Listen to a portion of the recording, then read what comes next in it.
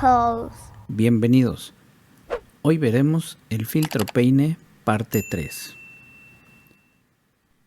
En los videos anteriores explicábamos que un filtro peine es producido por dos señales donde una de ellas presenta un delay.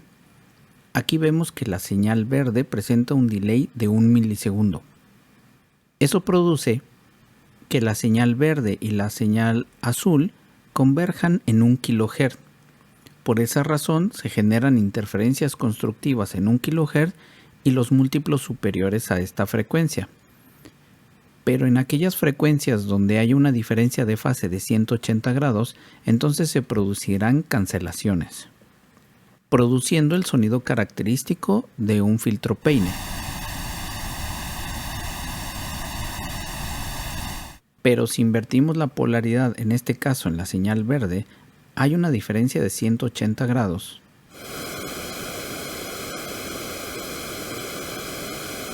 Que da lugar a lo que denominamos filtro peine invertido, ya que donde antes se daban interferencias constructivas, ahora se dan cancelaciones y viceversa.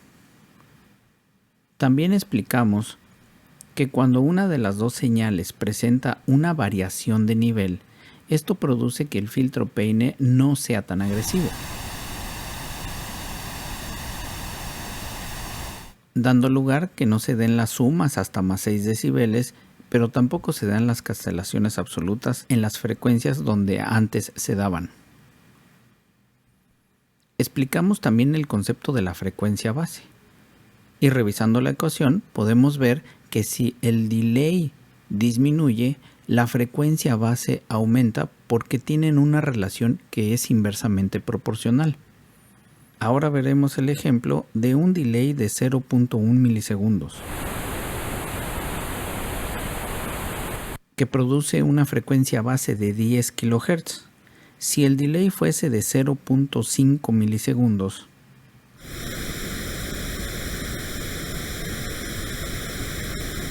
la frecuencia base sería de 2 kHz. Una frecuencia base de 1 kHz se logra con un delay de 1 milisegundo.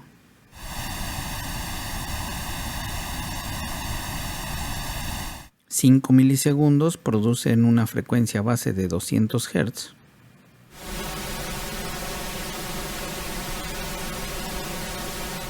Y 10 milisegundos producen una frecuencia base de 100 Hz.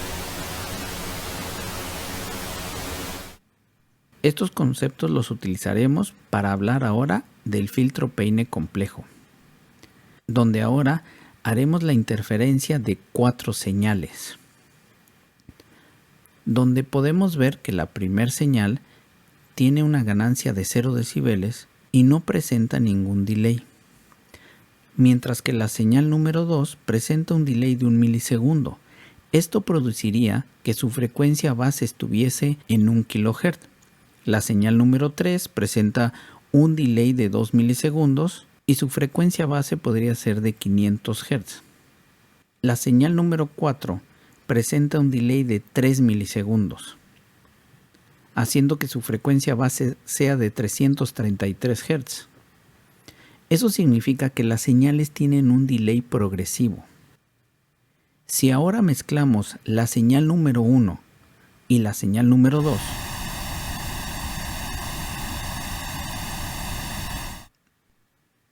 vemos que la amplitud máxima se da en más 6 decibeles.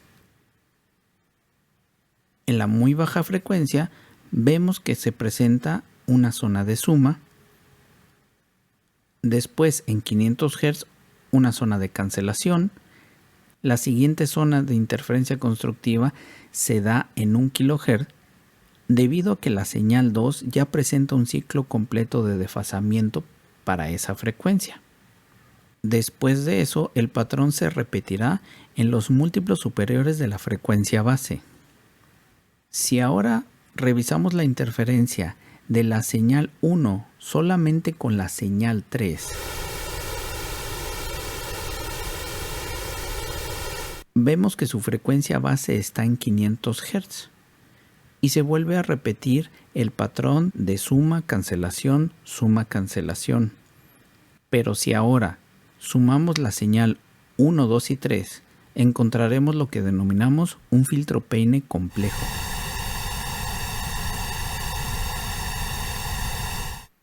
Nótese que la amplitud ahora creció a 9.5 decibeles.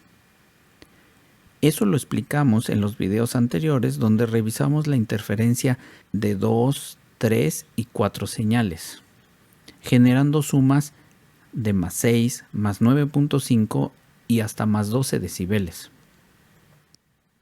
Y ahora podemos ver que se genera un patrón de suma, cancelación y un nivel de ganancia unitaria, es decir, que es proporcional como si estuviese presente solamente una señal para 500 Hz.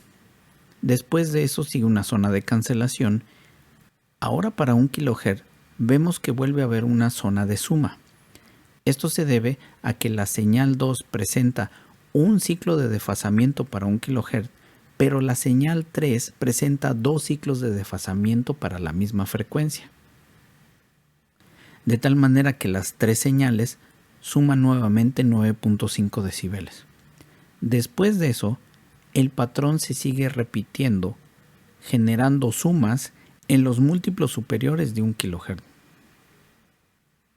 Si ahora revisamos qué es lo que sucede al sumar la señal 1 solamente con la 4,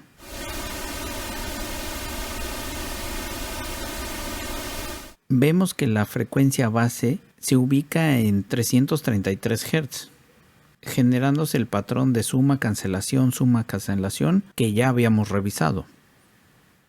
Pero ahora, si sumamos las 4 señales,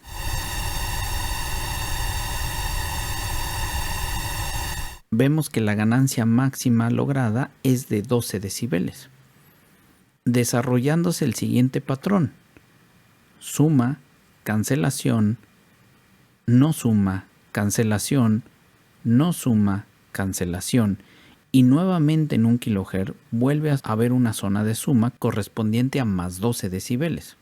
Debido a que la señal 2 presenta un ciclo de desfasamiento para 1 kHz, la señal 3 presenta 2 ciclos de desfasamiento y la señal 4 presenta 3 ciclos de desfasamiento también para 1 kHz. Después de eso, el patrón se seguirá repitiendo, cumpliéndose interferencias constructivas en los múltiplos superiores de la frecuencia base.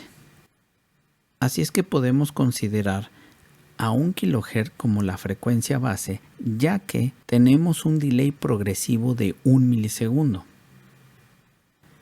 Pero nuestra ecuación nos hace ver que si el delay disminuye, entonces la frecuencia base aumentará de valor, como es el caso de 0.1 milisegundos, que produce una frecuencia base de 10 kHz. Pero si el delay aumenta, entonces la frecuencia base disminuirá, como es el caso de 10 milisegundos, que genera una frecuencia base en 100 Hz. Si a todas las señales las filtráramos por un filtro Butterworth de segundo orden en 100 Hz, entonces tendríamos un filtro peine complejo y filtrado. Si ponderamos la amplitud del Low Pass Filter a más 12 decibeles, entonces podemos entender la respuesta en frecuencia resultante de este fenómeno. Este efecto es utilizado para algunos arreglos de subs, como el caso del Endfire. Y esos temas los revisaremos en próximos videos que podrás encontrar en nuestro canal. Hasta aquí el video de hoy. Te invitamos a suscribirte para poder ver más contenido en nuestras redes.